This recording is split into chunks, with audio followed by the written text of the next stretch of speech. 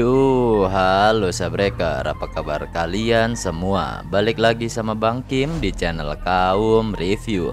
Kali ini Bang Kim akan ngelanjutin alur cerita manhwa yang berjudul Pahlawan Bintang yang Terzolimi part ke-19. Buat kalian semua yang belum nonton part sebelumnya, Bang Kim saranin buat nonton terlebih dahulu supaya kalian gak ketinggalan alur ceritanya. Juga buat kalian semua yang belum subrek, silahkan di subrek terlebih dahulu, serta tinggalin like dan komentar kalian sebanyak-banyaknya.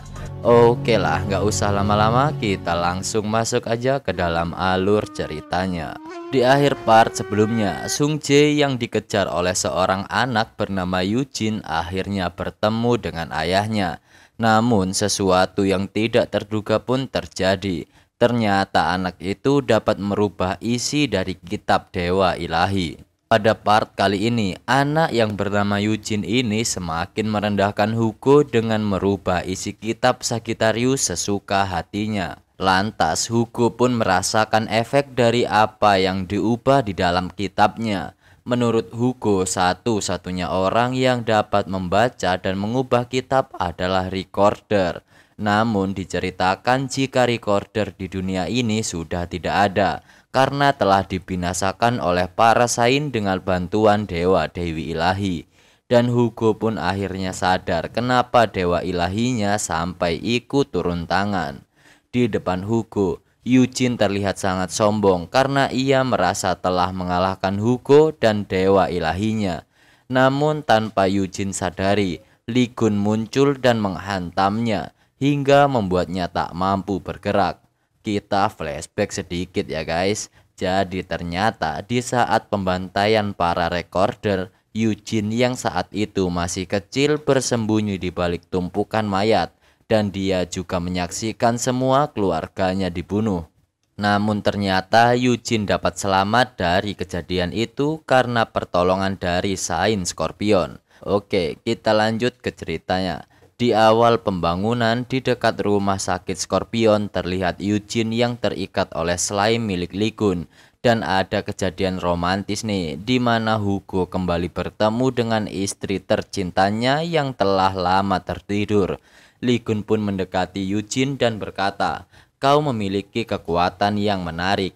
Kau recorder kan?" tanya Lee Gun. Yujin mencoba mengelak dengan pertanyaan Lee Gun, namun Lee Gun dapat mengetahuinya karena dia menggunakan skill fixating Eye of God. Namun si Yujin melarikan diri dengan menggunakan skill milik Scorpion. Yujin pun berlari ke arah Hugo dan Jiwoo. Dia berniat untuk menjadikan mereka sebagai sandera. Namun hal itu dapat ditangani oleh Lee Gun dan serangan dari Yujin tidak dapat mengenai Hugo dan juga Jiwoo. Yujin pun nampak terlihat sangat kesal karena mereka bisa menghindari serangannya. Yujin tak ingin menyerah, dia terus-terusan menyerang Lee Gun, namun setiap serangan dapat Lee Gun hindari dengan sangat mudahnya. Dan terlihat Jiwoo nampak sangat senang ketika digendong Lee Gun. Sung Jae pun terlihat bingung dengan ibunya yang terlihat senang. Jaewon pun mengatakan jika ibumu juga penggemar Lee Gun. Lalu Hugo terlihat sangat marah dan meminta Lee Gun untuk melepaskan istrinya. Hugo pun juga nampak kesal dengan recorder itu, lebih memilih bertarung dibandingkan melarikan diri. Ternyata Yujin melakukan itu karena ia ingin serangannya mengenai Lee Gun. Jiwoo pun malah berkata, "Sebentar saja, kapan lagi ada kesempatan dipeluk oleh Lee Gun selain sekarang?" Mendengar hal itu, Hugo terlihat sangat kacau sekali. Kemudian Yujin melihat Lee Gun yang sedang lengah mencoba untuk menggunakan skillnya dan akan membaca kitab milik Lee Gun. Ternyata dia tidak dapat membaca kitab milik Lee Gun karena kitab itu merupakan kitab baru dan tidak dapat dikonfirmasi oleh daftar kitab recorder. Secara tiba-tiba Yujin pun akhirnya dapat ditangkap oleh 3 avatar bersaudara. Karena sebuah quest yang dimana Lee Gun harus mendapatkan 1 recorder, tanpa ragu Lee Gun pun meminta Yujin untuk menjadi recordernya. Namun Yujin malah memberikan jari tengah kepada Lee Gun. Karena merasa jengkel, Lee Kun pun menyuruh Avatar untuk menusuk Eugene. Tapi pedang dari Avatar Lee Kun tertahan oleh sesuatu kekuatan yang nampak seperti buntut Scorpion. Dan sepertinya Eugene menyadari jika itu adalah avatar milik Scorpion. Tak lama dari itu, Saint Scorpion pun datang. Hailey pun bertanya kepada Eugene, "Kenapa kau bergerak tanpa perintahku? Bukankah sudah kubilang untuk berhati-hati akan tindakanmu?" Ekspresi Hailey pun berubah ketika seseorang memanggilnya. Lalu Lee Kun berkata, "Jawab pertanyaanku, kalau kau tidak mau teriak." Mendengar kata-kata Lee Kun, avatar Hailey tak terima dan menyuruh Lee Kun untuk menjaga kata-katanya. Namun Hailey malah memalingkan wajahnya dari Lee Kun. Mereka yang berada di sana pun nampak heran dengan sikap Hailey. Hailey pun mencoba menenangkan dirinya dan mulai berbalik perlahan. Namun ketika dia melihat Lee Kun, dia nampak tak mampu menahan perasaannya. Melihat sikap Hailey, Lee Kun pun berkata, "Aku sudah tahu kau menghindariku karena kau tidak menyukaiku." Namun ketika Lee Kun memegang pundak Hailey, Hailey yang tak mampu menahan perasaannya, ia pun kemudian pingsan. Karena Hailey tidak dapat diajak bicara oleh Lee Kun pun memanggil Sung Jae dan mengajaknya untuk membicarakan sesuatu. Lee Kun pun memegang kepala Sung Jae dan langsung membaptisnya. Sung Jae pun terkejut karena menurutnya pembaptisannya terlalu tiba-tiba dan dia tidak memiliki persiapan. Namun menurut Lee Kun, acara formalitas tidaklah penting dan buang-buang waktu.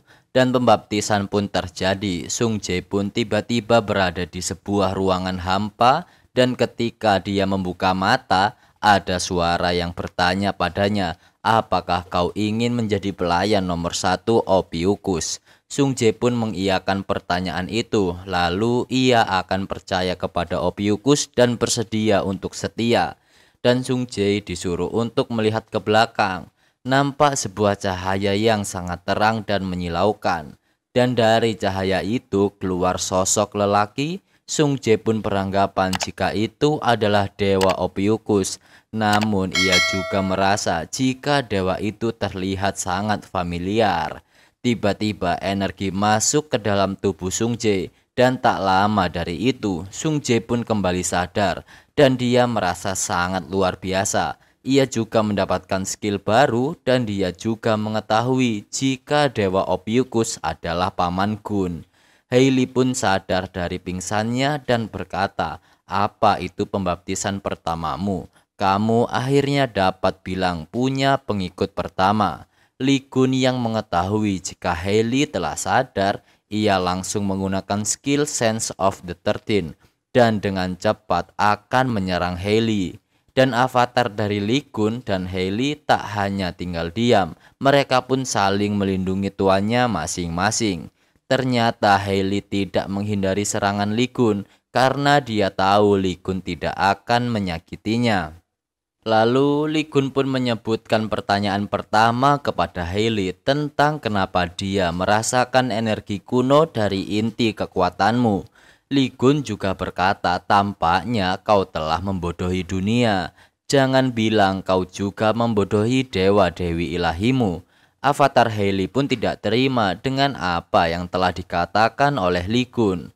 Lee Kun juga yakin jika avatar Hailey adalah disaster yang berpura-pura menjadi avatar. Hailey pun akhirnya jujur jika sumber kekuatannya berasal dari peradaban misterius. Namun Hailey masih menganggap jika dirinya adalah manusia. Dan Hailey juga berkata jika dia ada di pihak Lee Kun. Dan Lee Kun tak ingin langsung percaya, ia meminta Hailey untuk membuktikannya. Lee Kun pun mengeluarkan selembar pertanyaan dan terdapat 2 buah pertanyaan untuk Hailey. Hailey pun merasa jika pertanyaan itu sangatlah mudah untuk dijawab. Hailey pun memberikan kertas itu dan semua pertanyaannya sudah dijawab dengan sangat singkat. Hailey pun bertanya pada Lee Kun, "Bagaimana caramu mengetahui kalau itu niatanku yang sesungguhnya atau bukan?" Dengan santainya, Lee Kun mengeluarkan Divine Relic Wooden Pen yang ia dapat dari Scorpion. Lee Kun juga menjelaskan, jika selama aku punya ini, aku dapat melihat perasaanmu yang sesungguhnya, tidak peduli apa yang kau tulis. Dan wajah Hailey pun mulai memerah ketika Lee Kun akan mengungkapkan perasaan yang ditulis oleh Hailey. Dan dari pertanyaan pertama, jawaban yang sesungguhnya adalah aku sangat mencintainya. Dia penuh karisma, karena itu aku mengkhianati peradaban misterius. Namun Lee Kun masih tidak sadar dan menganggap ada sesuatu yang aneh. Dia pun melanjutkan tentang pertanyaan kedua. Pertanyaan kedua berisikan hubungan seperti apa yang kamu inginkan dengan Lee Kun di masa depan. Ternyata jawaban Hailey yang sebenarnya adalah intim. Namun Lee Kun tak ingin percaya dan menganggap jika Woodpen sedang rusak dan dia akan mencobanya nanti.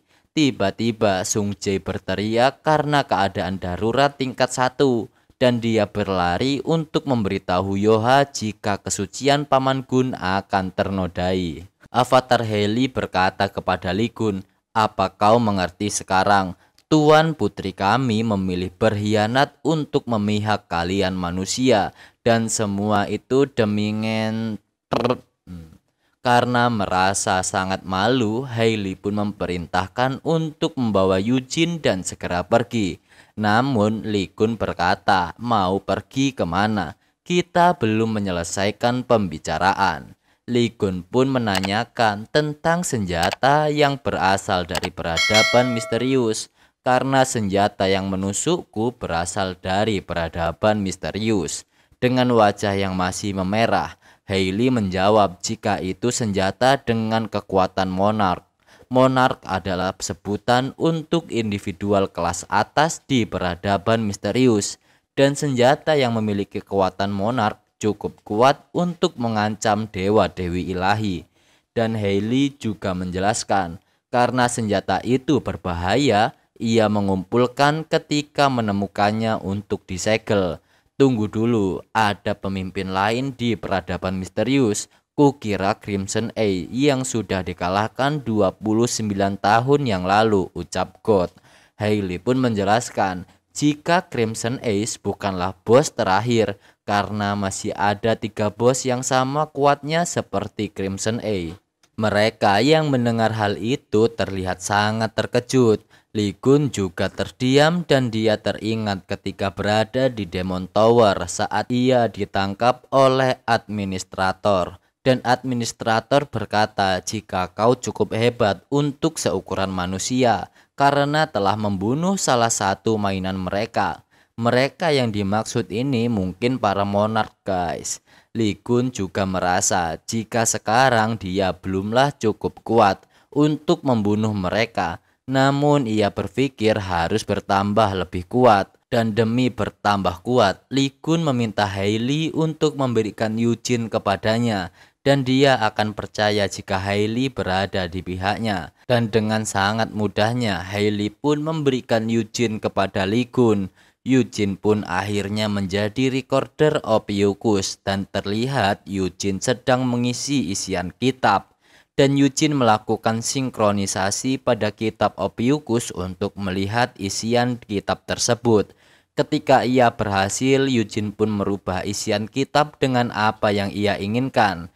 Ia pun merasa senang karena telah berhasil mengganti isian kitab dari Lee Kun. Lee Kun pun memukul kepala Eugene dan berkata, "Apa kau sudah gila?" Eugene pun merasa heran kenapa tidak terjadi apa-apa. Padahal dia telah mengganti isian kitabnya. Dan ternyata isian kitab itu telah kembali diubah oleh Jiwoo. Ternyata Jiwoo juga adalah seorang recorder. Eugene pun hanya terdiam ketika mengetahui jika Jiwoo juga seorang recorder. Dan akhirnya Lee Kun mendapatkan 2 recorder sekaligus. Notifikasi pun kembali muncul dan memberitahu jika trial telah diselesaikan. Scene pun berpindah di wilayah Divine Kader Libra dan terlihat Giselle sedang berendam. Lalu nampak bawahannya menyampaikan informasi tentang Scorpion, Virgo dan juga Sagittarius yang telah bertemu dengan Lee Kun. Dia juga bahkan telah mendapatkan recorder. Mendengar Lee Kun mendapatkan recorder, Giselle tak tinggal diam dan dia menyuruh Siwoo untuk menculik atau membunuh recorder tersebut. Di sebuah tempat pembangunan, Lee Kun berbicara kepada Hugo untuk membawa Siwoo untuk ikut bersamanya. Namun Hugo nampak tak terima kenapa harus divine kader Lee Kun. Dan Lee Kun juga meminta Hugo untuk menandatangani sebuah kontrak. Namun Hugo meminta Lee Kun untuk berhenti melakukan itu. Hailey memberitahu Hugo tentang Yoha yang sebelumnya telah ia periksa. Dan Hailey berkata, jika yang berada di tangan Yoha aku sedikit menekankannya, tapi sudah sampai ada batasnya dan mungkin akan sulit untuk menekannya lagi. Lee Kun pun yang mendengar hal tersebut ingin mengetahui bagaimana detailnya.